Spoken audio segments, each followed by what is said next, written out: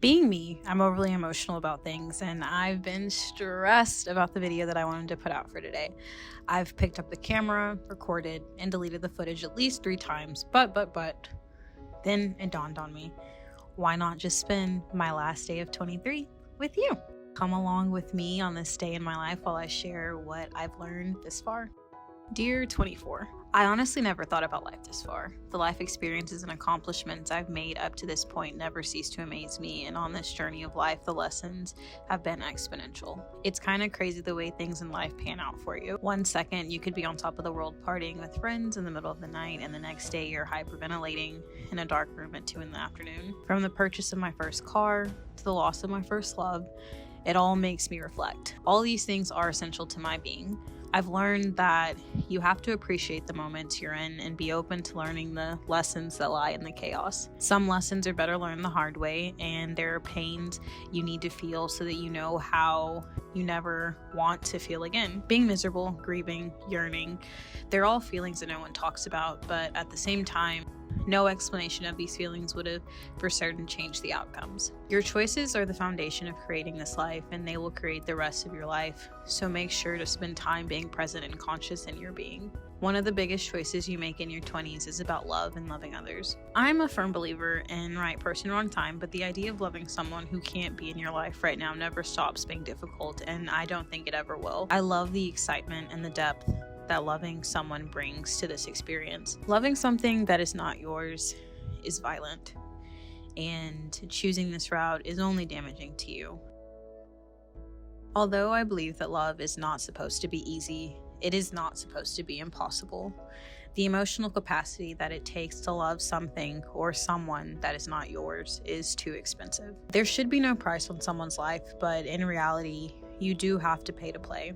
Not monetarily, but emotionally, physically, mentally, and spiritually, life is an expense. Your time and space is too valuable to be wasted on those who don't want to live in a collaborative, uplifting space with you, and understanding this means that some things you love you have to let go of for the better of yourself. I've always been scared of being called selfish. The thought used to petrify me because there's such a negative connotation behind it. The older I've gotten, I've realized that selfishness can be cleansing. Where I am right now, being selfish is the only option that I am choosing to explore, as I have lived a selfless life and have paid the toll. But choosing yourself is the most expensive price to pay. Being selfish means possibly losing everything around you and finding the courage to be okay with nothing left. Always remember that growing is a process. It's not constant ups or constant downs, but the point is to grow into the best version of yourself. Not everyone around you deserves to experience your journey with you, and you have to know this isn't your fault. Sometimes fault is better left unassigned, but understood. There's a calmness that comes with being able to not overanalyze the situation and to let the facts just be the facts. Sometimes walking away with no last words is the only closure you will get, and you'll learn to let it be enough.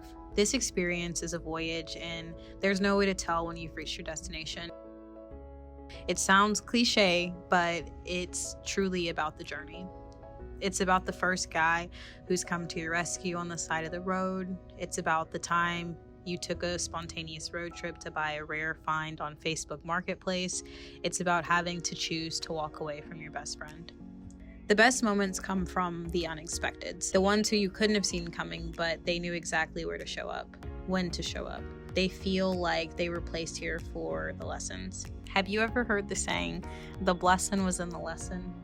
Again, it sounds like a cliche, but the unexpecteds bring the most important lessons with them, and they'll change your life.